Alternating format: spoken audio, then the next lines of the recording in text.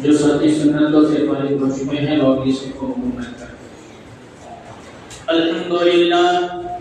الحمدللہ نحمده ونستعینه ونستغفره ونؤمن به ونتوکل علیہ ونعوذ باللہ من شرور انفسنا ومن سیئات اعمالنا من يهد الله فلا مضل له ومن يضلله فلا هادي له ونشهد أن لا إله إلا الله وحده لا شريك له ونشهد أن سيدنا ومولانا محمدا عبده ورسوله صلى الله عليه وعلى آله وأصحابه وبارك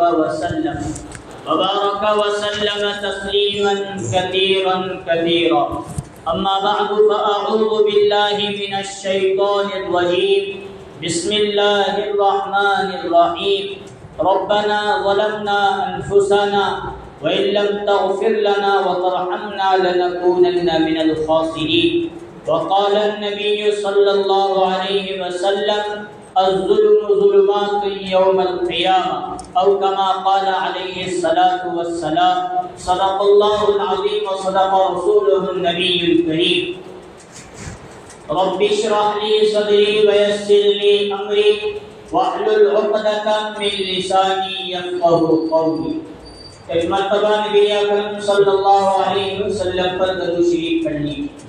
اللهم صل على محمد وعلى آل محمد كما صليت على إبراهيم وعلى آل إبراهيم إنك حميد مجيد اللهم بارك على محمد وعلى آل محمد كما باركت على إبراهيم وعلى آل إبراهيم إنك حميد مجيد۔ محترم بزرگوں اور عزیز دوستوں، اللہ تبارک و تعالیٰ کا احسان، اللہ کا فضل اور اللہ کا کرم کہ اللہ تعالیٰ نے ہم تمام کو نماز جمعہ کے لیے اپنے گھر مسجد جلد سے جلد آنے کی توفیق نصیب فرمائے۔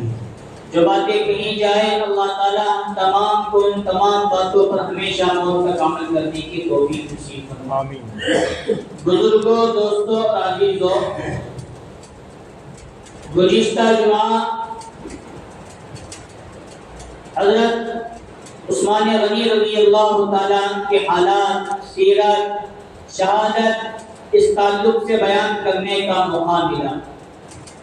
آخر میں ایک بات یہ باقی رہ گئی کہ جنہوں نے نبی صلی اللہ علیہ وسلم کے دوہرے داماد حضرت ذی النورین حضرت عثمان غنی رضی اللہ عنہ کو بے دردی سے قتل کیا، تو اللہ تعالیٰ نے ان لوگوں کو کیا کیا، ان کے ساتھ کیا معاملہ پیش آیا۔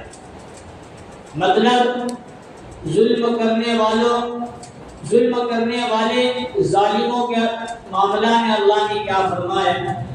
اور اسی طرح حضرت ابراہیم علیہ السلام کی کئی باتیں، کئی واقعات اس سے پہلے جمعہ میں، مسلسل جمعوں میں بقرعید کے تعلق سے بیان کیا گیا۔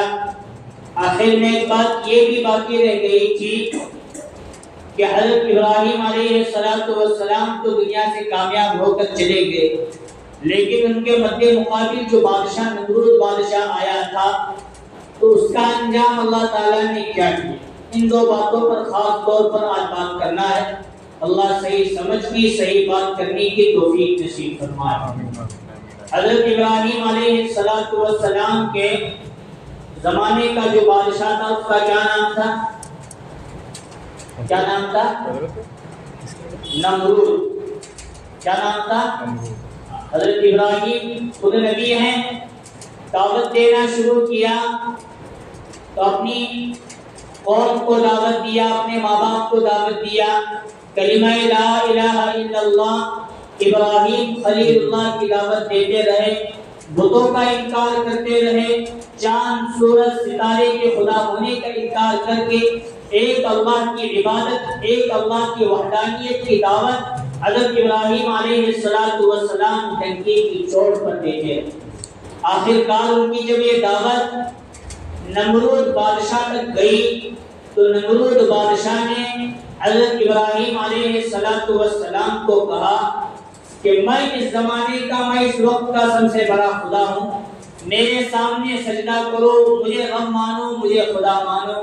حضرت ابراہیم علیہ السلام نے پورے ڈٹ کر مقابلہ کر کے نمرود کو بھی یہ دعوت دی، چاند سورج ستارے جب میرے خدا ہو نہیں سکتے، لات منات عزا اس زمانے میں جو بت تھے وہ میرے اور میرے قوم کے خدا نہیں ہو سکتے، تو اللہ کا بنایا ہوا ایک بندہ، تو خدا کو، رب کو اللہ کیسا ہو سکتا ہے؟ تو ہو نہیں سکتا۔ اس بات کا مکمل طور پر حضرت ابراہیم نے انکار بھی کیا اور اس بات کی بھی دعوت دی، چاند کو بنانے والا اللہ، سورج ستاروں کو بنانے والا اللہ، مجھے پیدا کرنے والا اللہ، مجھے وَإِذَا مَرِضْتُ فَهُوَ يَشْفِينِ، جب میں بیمار ہوتا ہوں تو مجھے شفا دینے والا بھی اللہ ہے، زمین و آسمان کو پیدا کرنے والا اللہ ہے۔ میں تجھے اس بات کی دعوت دیتا ہوں، تو جس خدائیت کا دعویٰ کر رہا ہے اس کو چھوڑ دے، ایک اللہ کی طرف آ جا، اس دنیا میں بھی تو کامیاب ہو جائے گا اور آخرت میں بھی کامیاب ہو جائے گا۔ اور اگر ایک بات مان لے، اگر تو نے اللہ کا اقرار نہیں کیا، اپنے آپ کو خدا سمجھا، تو جس تخت پر تو بیٹھا ہے وہ چند دنوں کا تو اس پر مہمان، پھر اللہ تعالیٰ ایسے حالات بنائیں گے کہ تیرا تخت و تاج، تیرا ملک و ملت سب ختم ہو جائے گا، تیرا وجود ہمیشہ کے لیے ختم ہو جائے۔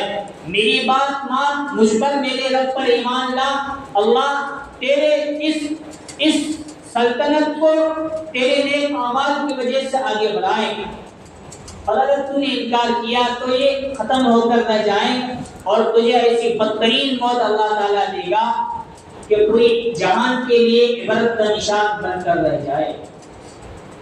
اب اس کے نمرود کے سامنے تو ملک تھا، طاقت تھی، حکومت تھی، فوج تھا، لشکر کی طاقت، یہ سب کچھ اس کے دل و دماغ میں بیٹھ چکا تھا، اس لیے اس زمانے میں وہ اپنے آپ کو خدا، اپنے آپ کو معبود، اپنے آپ کو رب کہنے میں غرور اور تکبر اور میں پن انانیت میں اتنا ڈوبا، حضرت ابراہیم کے بعد اس کے کھوپڑی اور اس کے دل و دماغ تک بھیجے تک وہ بات نہیں ہوئی۔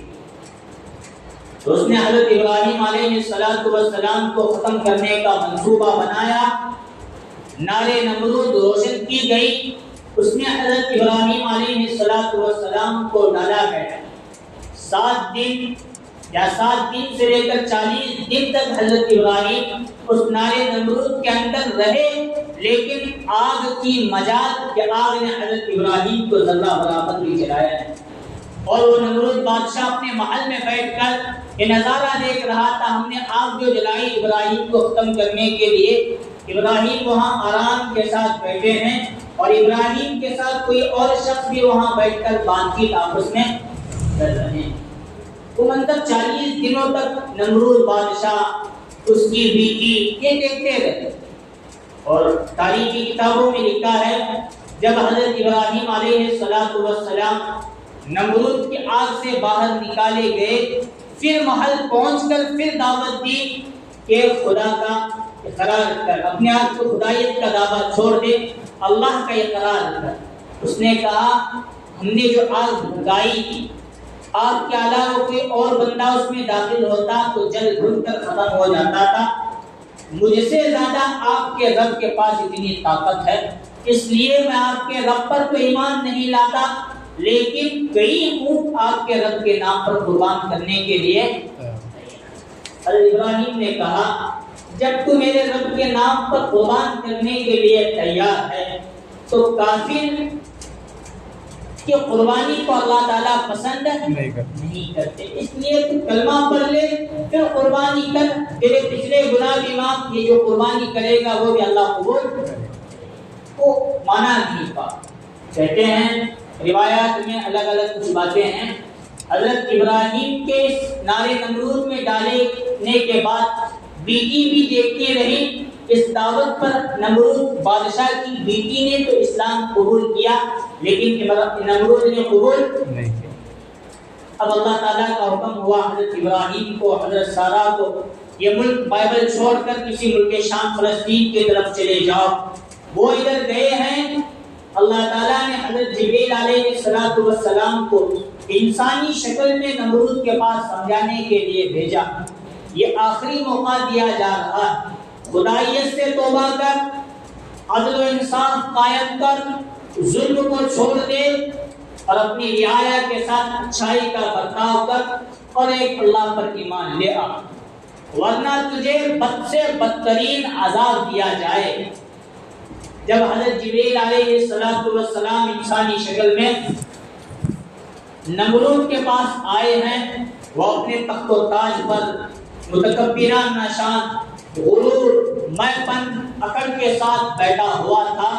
حضرت جبریل نے آ کر اسے دعوت دی، ایک اللہ کی عبادت کرو، ایک اللہ کو مانو، خدائیت کا دعویٰ چھوڑ دو تو تم کامیاب ہو جاؤ گے، ورنہ یہ ملک و ملت غارت کر دیا جائے گا۔ اللہ اپنا ایسا لشکر بھیج دے گا جو تیرے لشکر کا ملیامت کر کے رکھ دے گا، وجود ختم کر کے رکھ دے گا۔ نمرود نے کہا میرے لشکر سے بڑا کس کا لشکر ہو سکتا ہے؟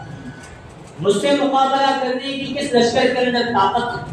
اگر تمہارے خدا کے اندر طاقت ہے تو کہو اپنا لشکر تیار کرے، میں بھی اپنا لشکر تیار کرتا ہوں۔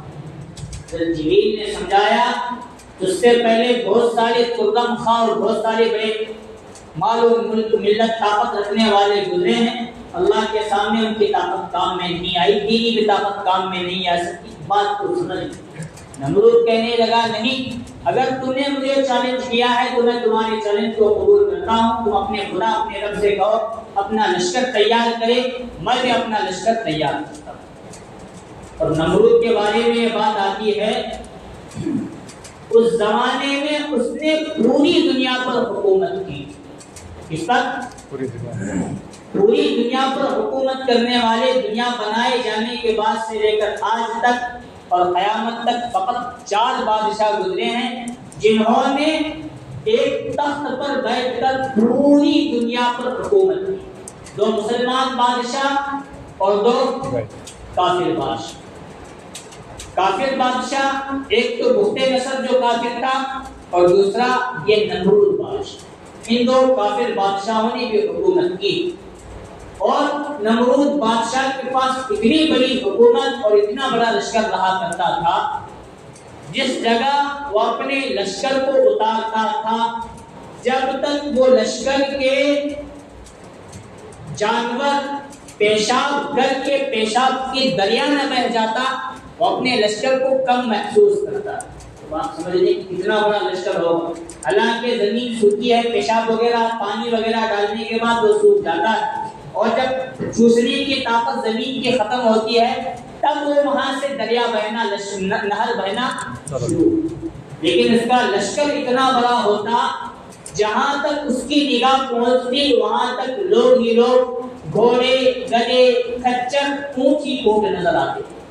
ادھر دیکھے تو ویسا مسئلہ، ادھر دیکھے تو پیچھے دیکھے، چاروں طرف دیکھے تو ویسا ہی نہیں۔ جب اتنا بڑا لشکر ہوگا وہ پیشاب وغیرہ کریں گے تو ندی نالا دریا بہنے کا اندیشہ اس کو اپنا اب بھی غرور۔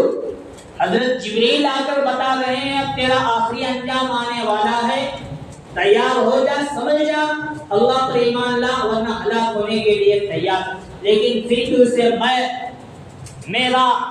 میں بادشاہ، میری حکومت، میری سلطنت، اس میں پن کے غرور نے اس کو ختم کر کے، اسی لیے کہتے ہیں میں ذرہ برابر کسی بندے میں آنا پسند اللہ کو، یہ شان تو اللہ کی ہے، اللہ کے علاوہ کسی اور کے لیے اللہ تعالیٰ لفظ میں پورا غرور اور پورا متکبرانہ شان تو بات دور ہے، میں لفظ میں بھی اللہ تعالیٰ کسی کو پسند نہیں۔ حضرت موسیٰ علیہ السلام کے بارے میں قرآن مجید میں ہے، بیان کر رہے تھے، واعظ و نصیحت کر رہے تھے، توریت کے احکامات سنا رہے تھے، تو کسی نے کھڑے ہو کر ان سے پوچھا پوری دنیا میں آج سب سے بڑا نبی کون ہے؟ حضرت موسیٰ اس زمانے میں بڑے نبی تھے، انہوں نے سمجھا میں بھی ہوں، اس لیے انہوں نے جواب دیا اس دنیا میں میں سب سے بڑا نبی۔ اللہ کو یہ لفظ میں حضرت موسیٰ کا پسند نہیں آیا تو حضرت موسیٰ سے فرمایا آپ سے زیادہ علم رکھنے والا ہمارا ایک بندہ خضر ہے، جاؤ تم طالب علم بن کر جاؤ، وہ تمہارے استاد بنیں گے۔ اور علماء فرماتے ہیں حضرت موسیٰ بڑے نبی تھے اور یہ جو حضرت خضر تھے ایک ولی کے پاس شاگرد بنا کر اللہ تعالیٰ نے حضرت موسیٰ کو بھیج دیا، وہاں جا کر وہ عاجزانہ طور پر علم بھی حاصل کرتے ہیں۔ کفار و مشرکین نے نبی صلی اللہ علیہ وسلم سے سوالات کیے کہ ان کے کیا کیا جوابات ہیں۔ رسول اللہ صلی اللہ علیہ وسلم نے فرمایا میں کل اس کا جواب دوں گا۔ کیا فرمایا؟ میں کل اس کا جواب۔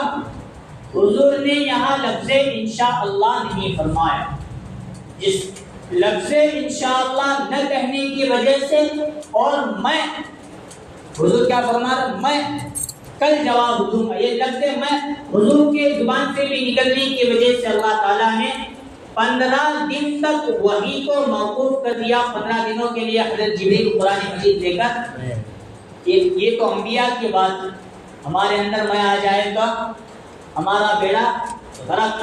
اور ظالم بادشاہوں کے اندر مکمل طور پر میں آیا تو اللہ نے ہر ایک کا وجود ختم کرنا شروع کیا۔ فرعون کے اندر میں آیا انا ربکم الاعلی، میں سب سے بڑا رب، میں سب سے بڑا رب۔ اللہ تعالیٰ نے جس موسیٰ کو چھوٹے بے طاقت ہونے کے بعد پانی سے بچایا، اسی فرعون کو بڑی طاقت ملک و ملت کے ساتھ اسی پانی کے اندر غرق کر کے ڈبو کر کے۔ اسی طرح یہی معاملہ جب حضرت جبریل آ کر سمجھاتے رہے، نمرود بات کو نہیں مانا تو اب اس نے اپنے لشکر کو تیار کیا، اللہ نے بھی اپنے لشکر کو تیار کیا، اور وقت کے بعد پھر آ کر آخری موقع پر حضرت جبریل نے سمجھایا جس غرور کے ساتھ، جس تکبر کے ساتھ تو اللہ کے ساتھ لڑنا چاہتا ہے سمجھ جا، ورنہ اللہ تجھے تیرے وجود کو ختم کر کے۔ اس نے پھر بھی نہیں مانا، میں دیکھنا چاہتا ہوں میرے لشکر کی اور میری حکومت کی طاقت زیادہ ہے یا تیرے رب کی طاقت۔ علماء مفسرین لکھتے ہیں اس کا لشکر اونٹ، گھوڑے، گدھے، کھچر، جانوروں کے ساتھ تیر و تلوار لے کر لشکر کھڑا تھا۔ اللہ تعالیٰ نے فرشتوں کو حکم دیا کہ مچھروں کا فقط ایک دروازہ کھولا جائے، تو مچھر جو نکل کر آئے ہیں پورے لشکر پر ایک بادل کی طرح آئے، اور ادھر سے ہو کر ادھر تک گزرتے گزرتے آدمیوں کو بھی کھایا، جو جانور لے کر وہ لشکر لے کر آئے تھے ان کو مچھروں نے کھا کر، ان کا گوشت کھا کر ہڈیاں پھینک کر وہ آگے بڑھ کر چلے گئے۔ حالانکہ ایک دو مچھر بیٹھے تو اتنا مسئلہ نہیں ہوتا، لیکن جب مچھروں کا جھنڈ ایسا آ جائے اور مسلط ہو جائے تو مسلط ہونے کے بعد پورا کا پورا ختم کر کے چلے۔ دیکھتے دیکھتے چند منٹوں کے اندر جو اس کا سب سے بڑا لشکر تھا نمرود کا ختم ہو کر زمین دوست۔ اللہ نے حکم دیا مچھروں کو لشکر کو ختم کرنا ہے، نمرود کے جسم تک ذرہ برابر بھی تمہیں نہیں جانا۔ اس میں سے ایک معذور مچھر تھا، اس کو اللہ نے حکم دیا اب تو اکیلا اس کے پاس جا، اور جا کر اسے ستا۔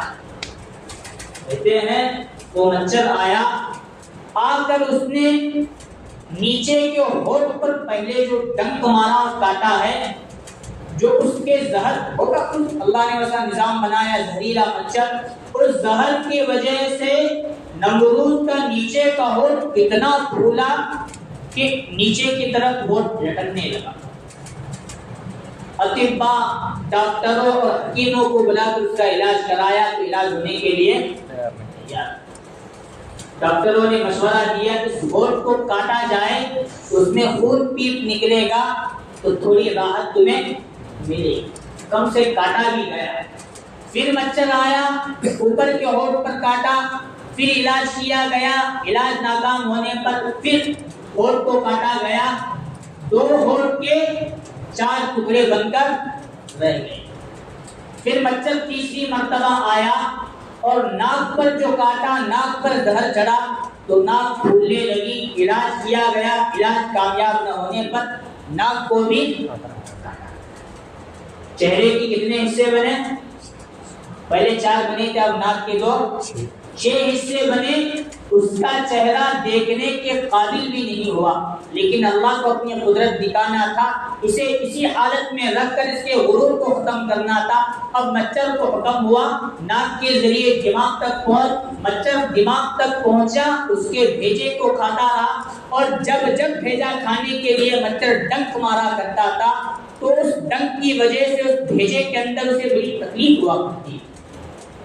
وہ تکلیف کی شدت نہ لا کر کبھی اس دیوار کو سر مارتا، کبھی اس دیوار کو سر مارتا، کبھی ایسا کرتا، کبھی ویسا کرتا، لیکن راحت ملنے کے لیے اسے تیار بستر پر پڑا رہا۔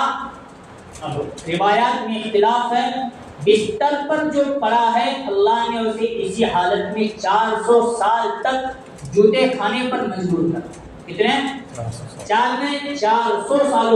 اس سے پہلے کتنی لمبی عمر پائی اللہ یہ بہتر جانے، لیکن علماء یہاں بیان فرماتے اب 400 سال تک اپنے محل، اپنے بستر پر پڑا رہا، اور ان 400 سالوں میں لوگ آتے رہے، بدلتے رہے، لوگ دنیا سے چلے جاتے رہے، لیکن اس کا سب سے بڑا خیر خواہ اور غم خواہ وہ بندہ ہوا کرتا تھا جو سب سے زیادہ اسے پوری طاقت کے ساتھ جو جوتا مارتا، وہ نمرود کے نگاہ میں اس کا سب سے بڑا خیر خواہ ہوا کرتا تھا۔ اللہ نے ایسے بادشاہ کو جو ظالم تھا، متکبر تھا، غرور میں ڈوبا ہوا تھا، اس کا انجام ایسا کیا جس دل و دماغ سے اس کے اندر غرور تکبر آیا، جس دل و دماغ سے حضرت ابراہیم کے لیے نار نمرود روشن کی گئی، وہی دماغ کا تھوڑا استعمال کرتا، کامیاب دنیا میں بھی ہو جاتا، ملک و ملت باقی رہتی، اور وہاں بڑی عزت شان و شوکت کے ساتھ حکومت کر کے چلا جاتا، لیکن اسی دماغ کو، اسے ذہن کو اس نے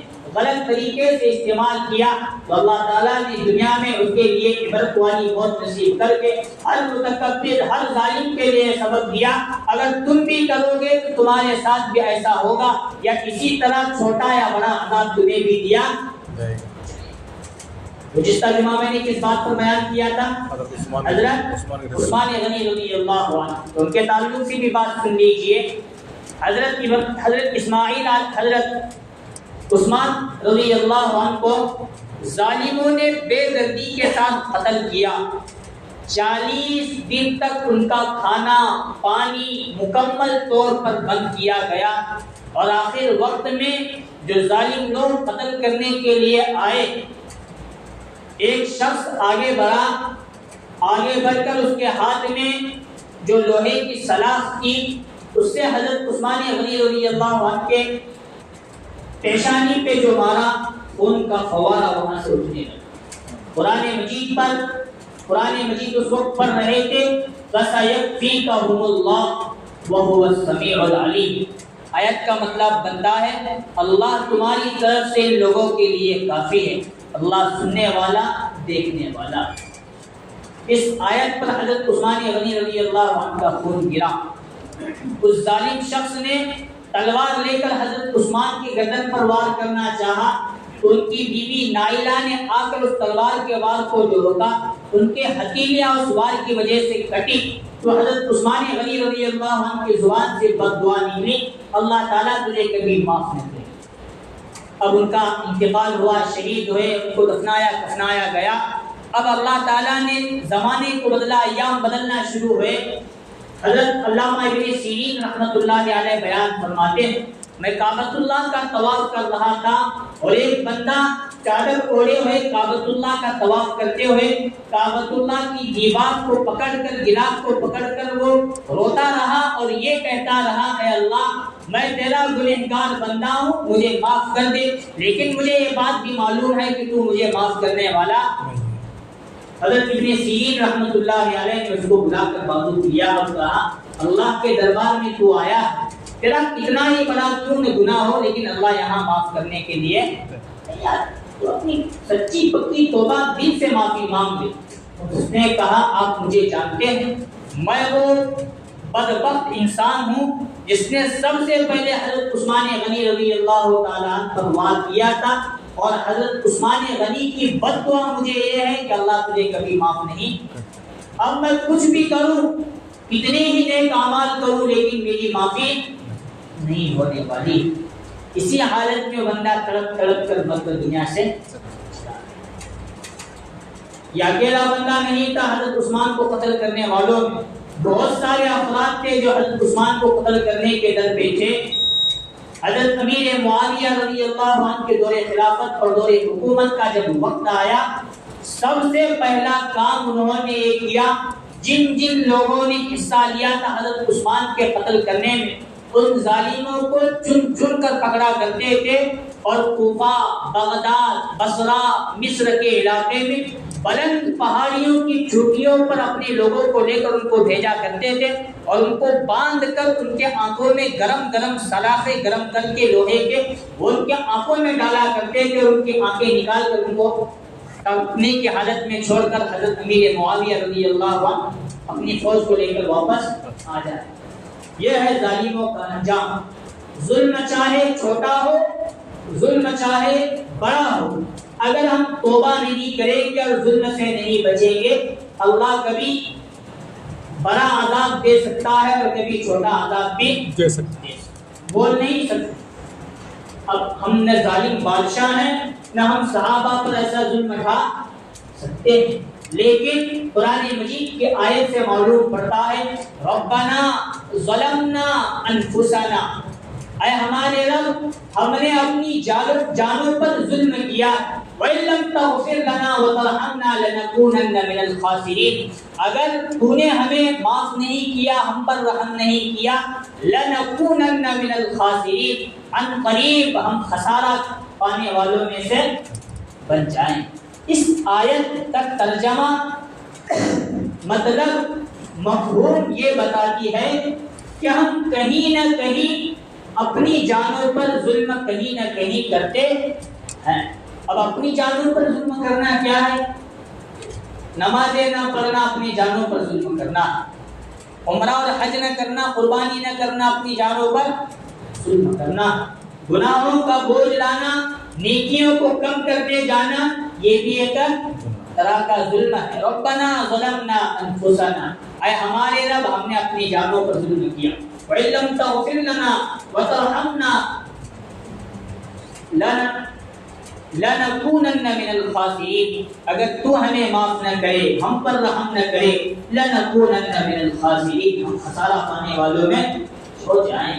اس لیے نہ کسی پر ظلم کرنا، نہ کسی کا ظلم سہنا، اور نہ خود اپنی جانوں پر ظلم ذرہ برابر بھی گوارا کرنا چاہیے، ورنہ ظلم کا انجام بہت بد سے بدتر اور بدترین ہوتا چلا جاتا.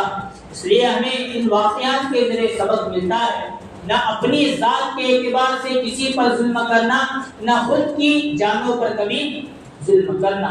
اس لیے اللہ تعالیٰ نے جو اعمال ہمیں دیے ہیں، جو دین دیا ہے، بڑا آسان دین دیا ہے. الدین یسر، عمل کرنے والے کے لیے بڑا آسان. بس عمل کرنے کا شوق، طلب، جذبہ، محبت رکھیں گے، 5 وقت نمازوں کا اہتمام آسان ہو جائے گا، قرآن کریم کی تلاوت آسان ہو جائے گی، ہر عمل آسان ہو جائے گا. اور اگر محبت، شوق، جذبہ، طلب نہیں رہے گا تو کتنا ہی آسان کام ہو وہ بڑا بھاری اور بوجھ محسوس ہونا شروع ہوتا ہے، جس کی وجہ سے ہم جانوں پر ظلم کریں گے اور خسارہ پانے والوں میں سے ہو جائیں گے. اللہ تعالیٰ سے دعا ہے اللہ تعالیٰ ہم تمام کو ان کہی ہوئی باتوں پر عمل کرنے کی توفیق نصیب فرمائے. آمین. وآخر دعوانا الحمدللہ رب العالمین.